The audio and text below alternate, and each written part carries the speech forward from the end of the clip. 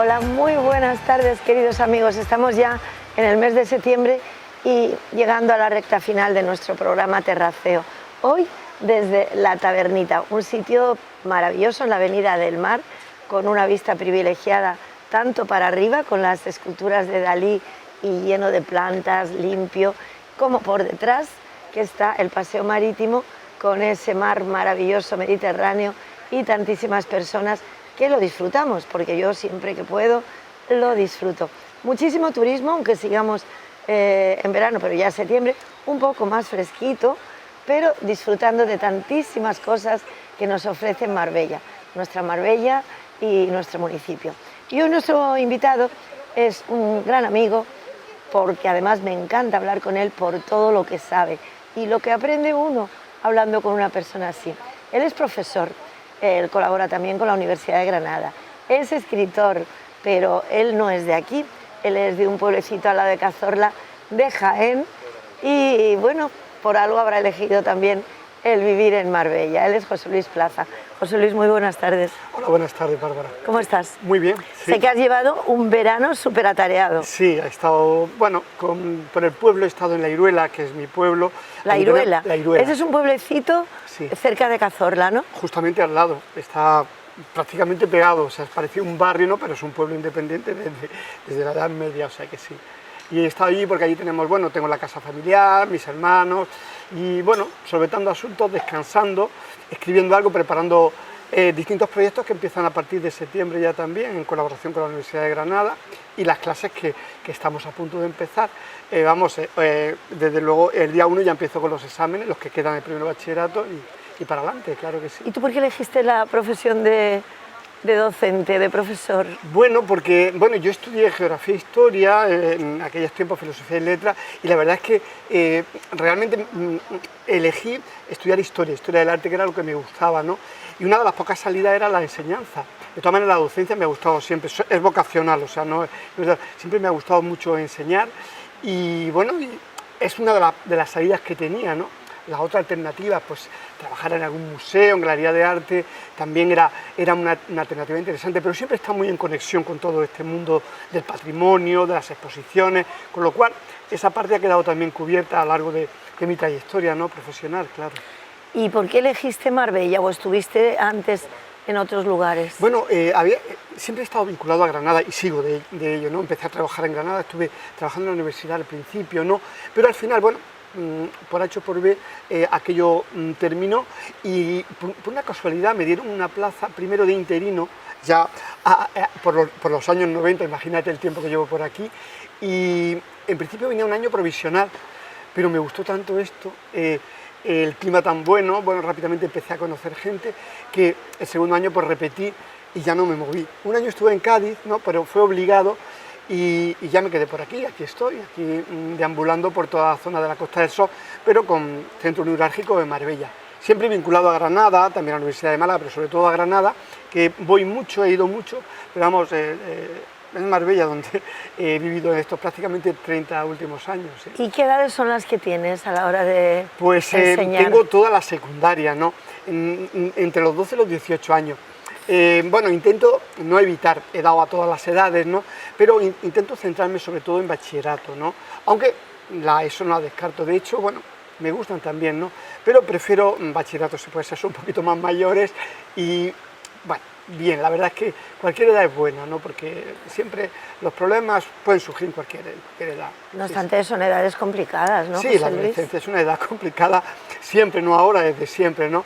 Pero como llevamos tantos años trabajando, ¿no? Pues uno ya se acostumbra. Y la verdad es que es importante porque los alumnos siempre tienen la misma edad y tú siempre vas un año, cada año más viejo, ¿no? Con lo cual, pues te das cuenta y puedes compartir todas las inquietudes que tienen los jóvenes a esa edad, esos adolescentes, con lo cual uno se nutre, ¿no? Se rejuvenece constantemente, ¿no? Muchas veces oímos en los informativos de hoy en día la problemática que hay a veces con el profesorado y con los alumnos, con los padres que intervienen y tal. ¿Tú nunca te has encontrado con ningún problema? Bueno, siempre ha habido problemas, ¿sí? Yo intento evitar los conflictos, pero los conflictos surgen, ¿no? Sí hay problemas, pero yo creo que como en cualquier trabajo, es verdad que de un tiempo a esta parte la enseñanza, pues, bueno, tiene quizá otros problemas también de burocratización, ¿no? Que es un poco lo que más nos echa para atrás, sobre todo a los docentes, ¿no? Los conflictos con los padres pueden surgir o no, todo depende, ¿no?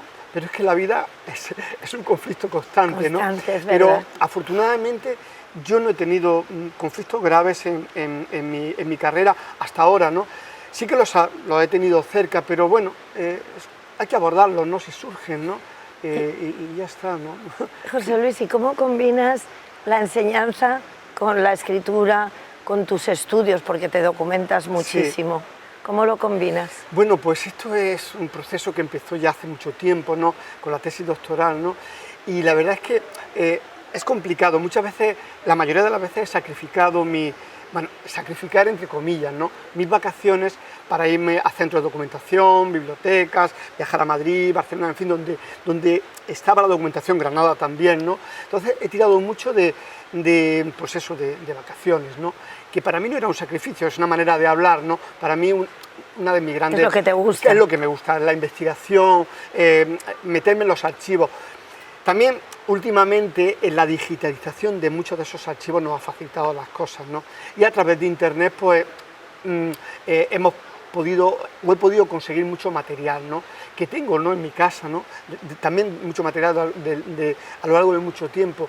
Y luego también he ido reordenando, o sea, tiro también de material, y luego ya con la edad, pues también la reflexión, ¿no? Pero siempre las vacaciones, pues, sirven para ponerte al día en estas cuestiones, claro que sí. Así como otras personas estamos deseando que lleguen las vacaciones para irnos a la playa, un crucero, tal, tú estás deseando que lleguen para seguir profundizando en tus estudios y en tus próximos libros. Sí, por una parte sí, pero también me gusta, que yo soy un gran viajero, me gusta también escaparme. Yo sé que viajas mucho. Sí, me gusta escaparme también, pero sí que las vacaciones, pues la verdad es que reordeno todo.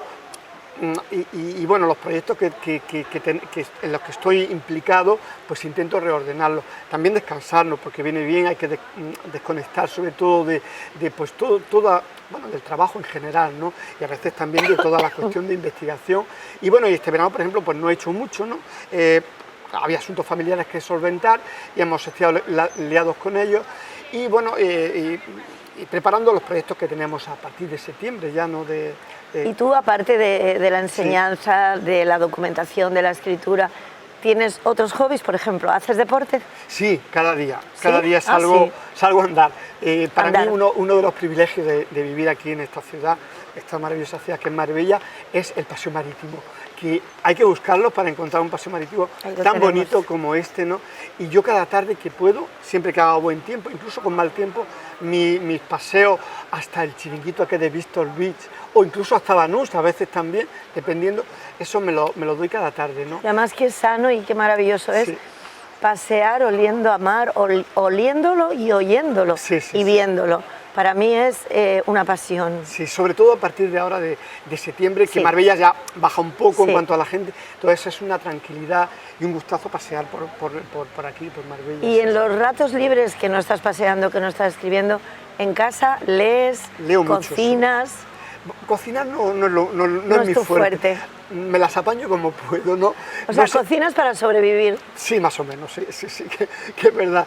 Leer sí que es no puedo dejar de leer, es en mi vida, y bueno, y escribir. También voy mucho al cine, que es otra de mis grandes pasiones, y siempre que puedo me escapo también a Málaga, cuando hay teatro, ahora con las conexiones de la ópera en directo también, suelo ir mucho aquí a Fuengirola o también aquí a Marbella, en esas conexiones que hacen con la Royal Company de Londres, el Covent Garden, y en fin, sí que culturalmente intento moverme, ¿no? Y si hay que ir, por ejemplo, a Madrid a ver algo, o a Granada, también me muevo, claro que sí. ¿Qué libro estás leyendo ahora mismo que pudieras recomendar a los mira, acabo de terminar un tochazo enorme. O sea, no es un libro de cama, ¿no? Lo terminé ayer precisamente, que es un libro que llevaba que reeditaran, porque se agotó en los años 80, si no recuerdo mal, que es la novela de un literato, de Rafael Casino Sánchez, uno de los grandes escritores del siglo XX español, ¿no? En el que relata, digamos, su incursión en el mundo literario desde 1900 hasta el comienzo de la Guerra Civil. Apabullante, un libro apabullante, una lección de literatura realmente, magnífica, ¿no? De la primera mitad del siglo XX en España. Pero he tenido un verano muy de mucha profundidad, porque anteriormente leí un libro también que llevaba mucho tiempo detrás de él, que era El cuaderno dorado, de la escritora británica Doris Lessing. Apabullante libro, magistral, de lo que realmente la importancia sobre todo del movimiento de las mujeres en Gran Bretaña, y la vida apasionante que tuvo esta mujer, que nació en Irán, allí en Persia, por los años 20, un libro realmente que deberían de leer, ya no digo todas las mujeres, pero sí muchas mujeres y muchos hombres.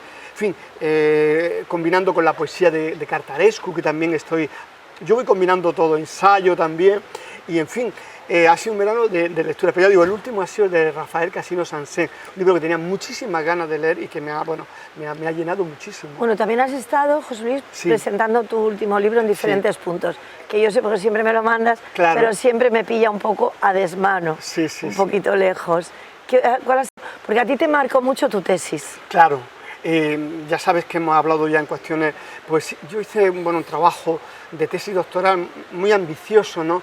Que luego se dividió en varias etapas a lo largo de mi vida, ¿no? Pero empecé en la relación del teatro de Lorca, las puestas en escena. Lorca te ha marcado mucho. Sí, claro, porque realmente el trabajo era la relación de Federico García Lorca con las artes plásticas, con lo cual era un aledaño de todas las vanguardias, o sea, de todo el arte plástico en España, porque él, ya sabes que se relacionó con los grandes artistas, ¿no? Desde Dalí a Pepe Caballero, a Rafael Barradas, bueno, a todos los grandes artistas de la época, y trabajaron con él sobre todo para las puestas en escena como escenógrafo, también para la barraca, ¿no?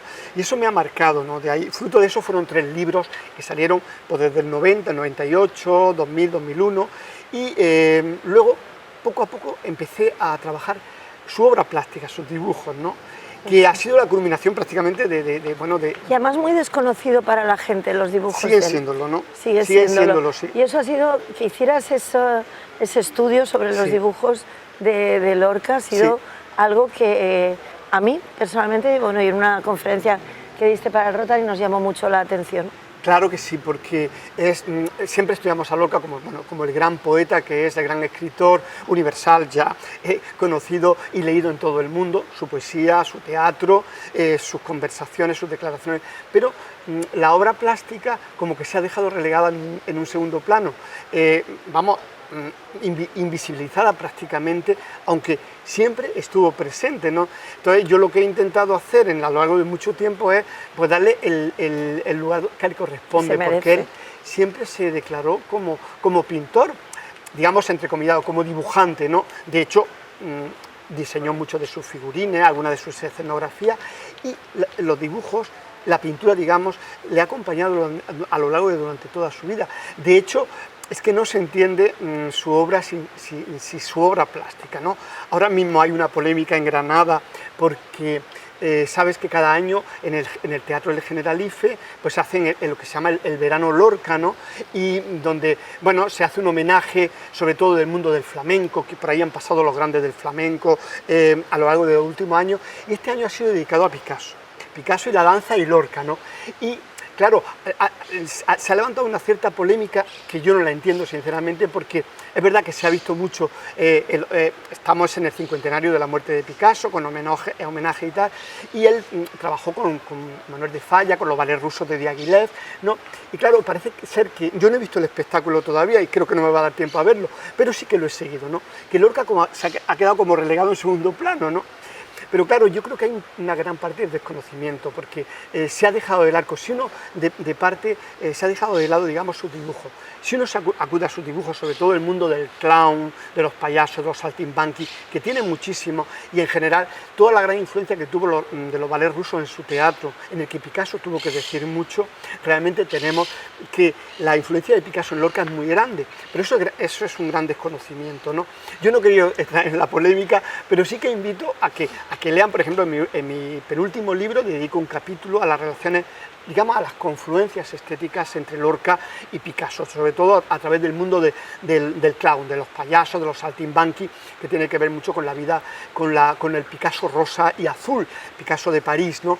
Pero también, ya en mi primer libro, desde La zapatera prodigiosa, o en el segundo libro de La barraca, la importancia de los ballets rusos, la influencia de la puesta en escena, donde Picasso trabajó muy de lleno, ¿no? Tenemos que tener en cuenta, y esto también lo sabe poca gente, que los ballets rusos estuvieron en el año 1917 en Granada, invitados por Manuel de Falla, donde montaron una aproximación de Sherezade, de Rimsky-Korsakov con Nijinsky en la Alhambra, ¿no? Y Lorca vio esto, ¿no? Y luego su primera obra, el Maleficio de la mariposa, que estrena en Madrid en el año 1920, pues está impregnado de todo esta influencia diaghilevska de los ballets rusos. En fin, todo este mundo de las artes plásticas del teatro se impregna en Lorca, y ahí está Picasso también. Es verdad que él nunca llega a conocer a Picasso, pero sí conoce su obra, ¿no? Bueno, te he dicho esto de la polémica porque, claro, tiene mucho que ver con su faceta creativa, ¿no?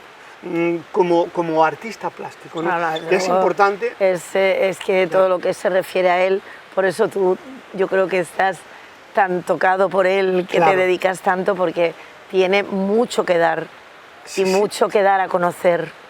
Y gracias a Dios que tú lo haces. Tú lo haces y nos das a conocer muchísimas facetas de Lorca desconocidas. Y yo creo que eso, pues para todo el mundo es muy importante, y para la cultura de toda España. Claro. Porque tus libros los presentas por aquí y por allí. Por cierto, el último libro que me has mandado varias presentaciones, ¿cuál es? El título es El Apocalipsis según Federico García Lorca. Luego tiene un subtítulo importante que es Los dibujos de Nueva York. Es que eso también me encanta. El tema de Nueva York me encanta. Sí. Es un libro que es el último, y claro, llegar a la conclusión de este libro me ha costado mucho, porque es meterte... Has tenido que ir a Nueva York, obviamente. Bueno, en Nueva York he estado 2 veces, ¿no? Pero bueno, para los dibujos no es necesario ir a Nueva York, pero sí que meterse en el mundo neoyorquino, sobre todo el mundo que vivió Lorca, ¿no? El mundo del 29 y el 30, que es los 6 meses que pasa allí en Nueva York, donde, bueno, vive, pues quizá uno de los hechos más importantes del siglo XX, pero a nivel universal, que es el crack del 29, la caída de la bolsa de Nueva York, y todo lo que supuso para el mundo. Es que él vivió en primera persona eso. Entonces, no solo sus dibujos, sino su obra realizada en Nueva York, que es mucha, que no es solo Poeta en Nueva York, que es la más conocida, y que es verdad que sumergirse en ese libro es de una gran complejidad, y que para sumergirse e intentar interpretarlo a mí me ha llevado toda mi vida, ¿no? Prácticamente, ¿no? Pero allí escribe Poeta en Nueva York, ahí se fragua el público, así que pasen 5 años, 2 de su obra dramática más importante y más compleja. Allí termina la oda al Santísimo Sacramento del altar, que dedica a Manuel de Falla. Allí escribe el guión Viaje a la Luna. Le cundieron los 6 meses.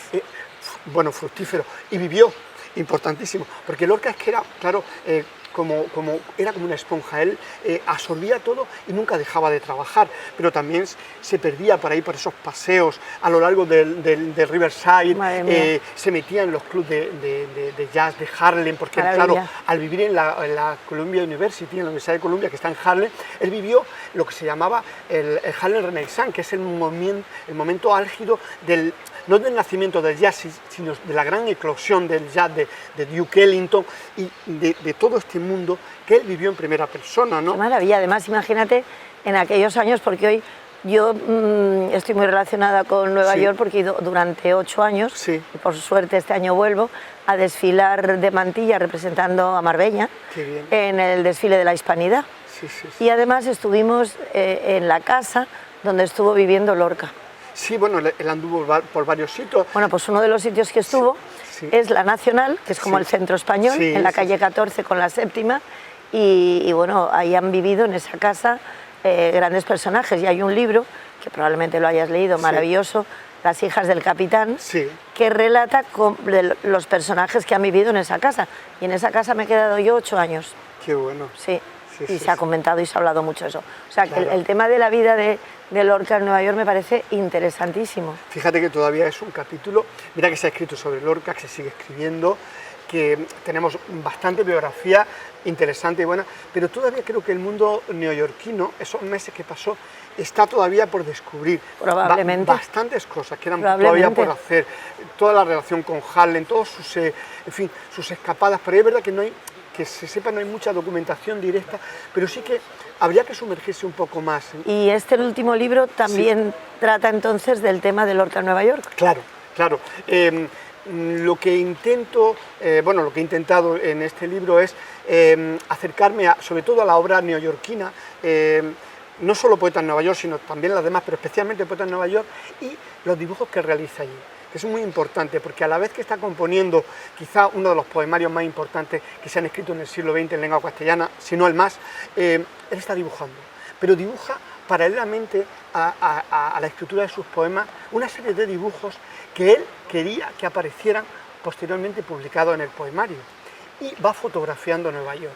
Esto es muy importante. Él va haciendo fotografías del skyline neoyorquino. Él llega en el momento álgido de la construcción neoyorquina. Se ha construido ya el Chrysler Building, que era entonces el edificio más alto del mundo y el más alto de Nueva York, por supuesto. Se está haciendo el Empire State Building. Y bueno, y todo el mundo de los rascacielos, eso le queda, bueno, es realmente un momento importantísimo, ¿no? Y todo eso lo vive Lorca y lo fotografía. Cuando él, yo creo que Nueva York le impacta a todo el mundo. Era la gran, como yo planteo en el libro, la gran Babilonia de la época, ¿no? Una ciudad cruzada de fronteras, donde no solo se habla inglés ni español, sino que se hablan todas las lenguas del mundo. Ya en los años 20, ¿no? En muchísimos libros a los que él acude también, por ejemplo, Manhattan Transfer de John Dos Passos está presente, La Tierra Baldía de Eliot también, que no se refiere exclusivamente a Nueva York, pero sí a ese mundo de las megaciudades de la época. Todo ese mundo es fundamental. Él va fotografiando Nueva York, va dibujando paralelamente a sus poemas, y él cuando regresa a España pretende publicar Poeta en Nueva York con ilustraciones y con fotografías suyas. Pero Pepe Bergamín se lo quita de la cabeza y dice, eso va a lastrar el libro, ¿no? En contra de su voluntad, bueno, el libro nunca salió publicado en vida de Lorca, como sabemos, ¿no? La primera edición del año 40 en inglés, una edición bilingüe, en la editorial Norton de Nueva York, y a los 6 meses se publica en México, ¿no? En la editorial Alcancía, con 4 dibujos de Lorca y nada más, ¿no? Una edición a capricho de José Bergamín, no la que hubiera querido Lorca, porque Poeta en Nueva York, probablemente al final creo que Lorca quería hacerlo todo en un libro, pero en principio eran varios libros, ¿eh? Eran 2 libros, era Poeta en Nueva York y era Tierra y Luna. Poeta en Nueva York, que no se iba a titular Poeta en Nueva York, sino Introducción a la Muerte. Imagínate el título tan tremendo. Luego al final todo ha confluido en Poeta en Nueva York. Bueno, y sí se ha quedado, y me parece bien, porque es todo ese ámbito, es todo ese mundo neoyorquino que él vive y que ha dado lugar pues, a este poemario fabuloso. Te apasiona, sí, Lorca y el tema que le rodea. Y entonces este último libro tuyo, que también habla de Lorca y de Nueva York, ¿qué éxito está teniendo? Es un libro muy especializado, digamos, para todo el mundo realmente, pero especialmente para los que se han dedicado a estudiar la vida eso, no tanto la vida, más bien la obra de Lorca, ¿no? Es un libro, creo que invitaría a todo el mundo, ¿no? Porque acercarnos y ver la faceta plástica.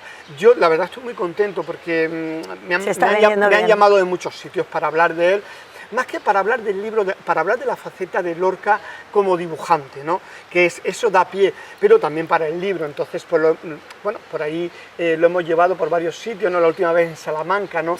Que ha sido una maravilla. Todo lo que pasa es que me pilla un poco lejos todo. Sí, no, y la verdad es que pues la verdad es que ir a Salamanca a presentar este libro para mí ha sido ya una exposición maravillosa que ha habido en la Plaza Mayor, con todos los retratos de los representantes de Lorca, que ha hecho un pintor muy reconocido allí, profesor de la Universidad de Salamanca, Florencio Maillo, que ha sido el que me ha invitado, que ha habido una jornada y allí he podido hablar de mi libro y todo este mundo, ¿no? Y bueno, ahí está ya para que la gente pues se pueda acudir, pueda comprarlo, pueda leer y para que sigamos hablando, ¿no? Todavía no he hablado en Marbella de él, ¿no? A ver si a lo largo del otoño podemos presentarlo y hablar de todas estas cuestiones. José Luis, y como tú no paras, aunque ahora estás a punto de empezar el curso escolar, ¿estás con otro? Bueno, estoy con otro, estoy con varias cosas, no exactamente, en mente tengo algo. ¿Qué signo eres que eres tan activo? Bueno, soy Tauro. Ah, soy bueno. Tauro ¿Cabezón? sí, muy testarudo. Como me ponga a hacer una cosa hasta que no las termine, no. Y a veces no es bueno también ser tan testaduro, pero bueno, soy así, no lo puedo evitar, ¿no? Y así que tú eres tan amante de Lorca, ¿también fotografías y también dibujas o no? Escribo, Solo. aparte No, de escribir ensayo, ya lo sé. no, fotografía, bueno, pues La como típica. aficionado, Sí. dibujar y pintar no sé, además, digamos que respeto tanto las artes que no conozco, que no me meto, ¿no? Es verdad que sí que la parte, digamos, más creativa mía la tengo ahí aparcada, tengo muchos libros digamos, de creación literaria que están ahí, pero muchos, sobre todo de poesía, ¿no? Que me gusta mucho, a ver si me animo y más adelante saco alguno, ¿no? Y en mente tengo varias cosas para seguir trabajando. No es que el tema de Lorca lo tenga acotado, pero fíjate, lo que me propuse hace ya casi 30 años, o más de 30 años, cuando empecé la tesis doctoral, lo he concluido, que es analizar la obra plástica de Lorca, o sea, y el mundo de la relación. Lo he concluido este año con el último libro, ¿no? Pues me alegro. Que son 5 libros publicados, que me han costado lo suyo, casi 30 años, más de 50 artículos en revistas, en libros colectivos, en actas de congresos, y en fin. También tengo otro libro por ahí que también creo que hablamos alguna vez sobre el impacto del SIDA en el arte neoyorquino, que he publicado en el año 17 por Biblioteca Nueva. Y bueno, y hay proyectos por ahí que alguna vez espero que confluyan. Pero el tema de Lorca por ahora está no finiquitado, pero acotada lo que yo quería decir, lo cual Lorca nunca se cierra, siempre se... Pues yo me alegro mucho de que hayas tenido un buen verano, sí, que sigas presentando libros y que podamos seguir hablando, porque es muy interesante hablar contigo y conocer un poquito más a ese gran personaje que es Lorca, que todavía y sus facetas, porque yo creo que hay mucha gente que se queda en Lorca, como tú dices, en lo que es literatura. Pero un poco en Lorca y el lugar común que lo han convertido, no más allá de Bodas de Sangre o la Casa de Bernardala, y hay mucho más. Claro. Hay mucho más. Claro. Pues José Luis, 1.000.000 de gracias por venir. Gracias a ti, Bárbara, siempre por invitarme a tus programas. Un placer, un placer. Y aquí seguimos desde la Tabernita, nos despedimos y les aconsejo que vengan porque tiene una terraza maravillosa, al lado del mar, corre una brisita estupenda y además mientras disfrutamos de las estatuas de Dalí, claro, de esta avenida del mar maravillosa que tenemos en Marbella, que no para de pasear gente que probablemente van a la playa, a pasear, como decía José Luis, por el paseo marítimo, a disfrutar de Marbella.